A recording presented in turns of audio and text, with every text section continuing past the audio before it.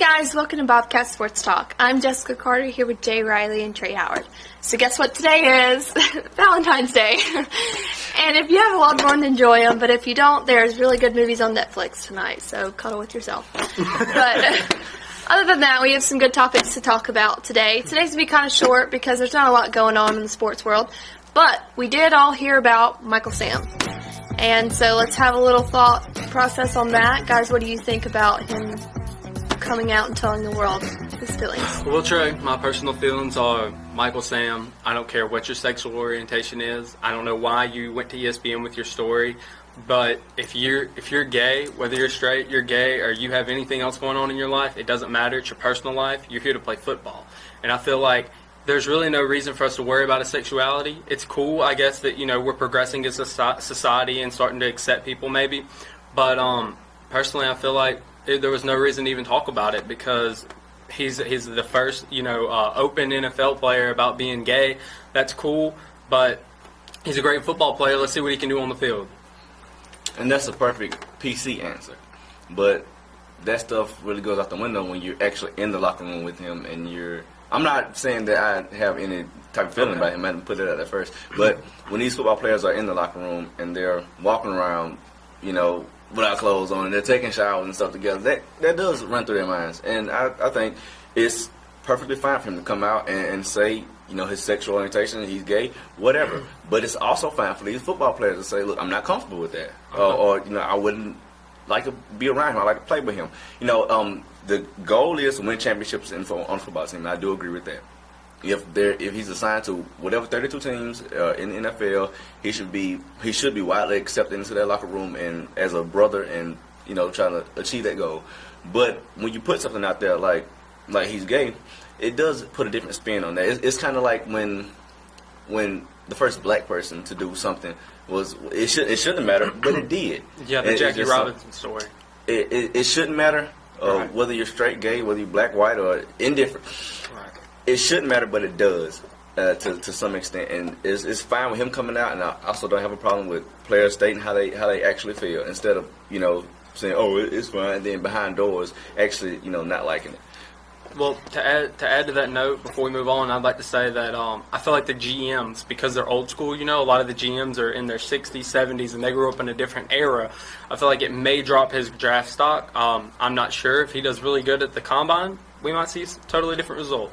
I would say if he were like a top 10 draft pick, like a Jadeveon Clowney, it wouldn't hurt him a bit because he helps the team more than it hurts him. But since he's already projected to be in the third or fourth round, he might slip a little bit more just because, they might say, well, I can find this other defensive end that can play well and he's straight, I think that does run through his mind a little bit. He might slip a little bit, but it only takes one. As they always say, it only takes one to take a chance on him. And I hope he doesn't slip too far just because of that. Right. I definitely believe to each their own, so more than happy that he did come out and everything, but I just wish it was under different circumstances because everyone that he works with is just so, I think, against that, so I think he's going to have a really hard time. I feel sorry for him. I wish he kind of could have waited longer and kept it to himself. I mean, if he comes out and gets 13, 14 sacks, the gate thing's going to go out the window. Yeah. Right. But, yeah, maybe you can override that like that. But anyways, let's move on and talk about the All-Star game this weekend. What's your thoughts on that? Well, I think it was a good choice for them to replace Kobe with James Harden. I think that was a really good choice. James Harden's turned out, the last couple of years he's really showed his business and showed that he's a really good player.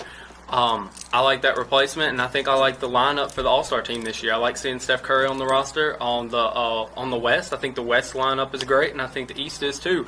It's really strange that we don't have the center play in that position this year. It's really strange to see. It's only really one center on either roster, and Dwight Howard for the West. But who you got, East or West? I'm going to stick with the West. I stick with the West just about every year, and the West has won it, I think, the last 3 out of 4 years. If I'm not badly mistaken, I may be wrong, but I think they have. But I'm going to stick with the West because I have a lot of faith in that West in the Western Conference because this year they've been phenomenal. I don't know because the East starting lineup to me is better than the West starting lineup. I got lineups right here. You got in the East. You've got LeBron, and you got Dwayne Wade, and Kyrie Irving is a newcomer. You got Carmelo Anthony and Paul George. I think that five is better than the West five. But I think the West's bench is better than the East's bench. So I don't know how that's going to play out once you get into the third, fourth quarter and start mixing them in.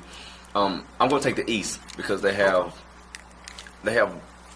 better players. The West has better teams, but I think the East have better players. And for one game, I think these better players can overtake the West. But who knows? It's just the exhibition game. They're out there to have fun. It's not like they're really having anything to play for. But I think the East, if they do come down to the fourth quarter, like they had in the past couple of years, where it's actually been a tough game to come by, I think the East is going to pull out. But I like to see the whole All-Star festivities, the whole weekend. I love from the celebrity game that's going to come on tonight, the celebrity game to the dunk contest and three-point contest and to the actual game. So I'm actually excited about this weekend. Well, tonight Kevin Hart's going to try to get a 3-time MVP. It shouldn't be a 3-time MVP because his first one, I understand the first one, but the second one, I think he didn't even have like six points. He's just so funny that everybody likes him and everybody voted him into the MVP. But I choose the West because of their team chemistry. I think that those players will play together better than a Carmelo and a LeBron. I just think the team chemistry on the West is going to work better. But that's it. Well, let's move on to final words. My final words are: I've eaten all this chocolate. So happy Valentine's Day. You know your chocolate. You did not have a Valentine's. Did you just eat out of? Huh? I have a Valentine. It's these cute little words that they put under the chocolate. It's live passionately and love the small things like chocolate. So that's my final word. You should definitely go get Dove because they're really good. And then, so what's your final words? Ooh, that's a tough one. I think I'd like to talk about the resurgence that Duke has had in the past couple of games. The resurgence that they've had out of just nowhere. They went from down in the lower top 20 to already back in the top 8. Like 15 or 17, something like that. They're number 8 right now. Number 8 right now. So I think that's pretty impressive for that team to resurge like that, and I think that they're gonna. I don't want to say that they'll make it to the Final Four, but right now I've got high hopes that they'll end up in the Elite 8. Why do you think they've come back so quickly and so strong?